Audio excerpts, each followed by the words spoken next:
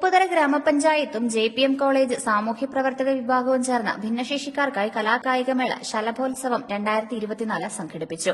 Idukki live വാർത്തകൾ നിങ്ങൾക്കായി അവതരിപ്പിക്കുന്നത് presented by Santa Monica Study Abroad. പഠിക്കാമിനി അതിരുകളില്ലാതെ. ഉപ്പുതറ ഗ്രാമപഞ്ചായത്തും JPM കോളേജ് സാമൂഹ്യപ്രവർത്തക വിഭാഗവും ചേർന്ന് ഭിന്നശേഷിക്കാർക്കായി കലാകായികമേള ശലഭോത്സവം 2024 OMLP സ്കൂൾ ഉപ്പുതറയിൽ സംഘടിപ്പിച്ചു. OMLP സ്കൂളിൽ വെച്ച് രാവിലെ 9 മണിക്ക് തുടക്കം കുറിച്ച കലാകായികമേള ഉപ്പുതറ ഗ്രാമപഞ്ചായത്ത് പ്രസിഡന്റ് ജെയിംസ് ജേക്കബ് ഉദ്ഘാടനം ചെയ്തു. സാമൂഹ്യപ്രവർത്തക വിഭാഗം വിദ്യാർത്ഥികൾ കലാകായികമേളകളുടെ നടത്തിപ്പിന് നേതൃത്വം വഹിച്ചു.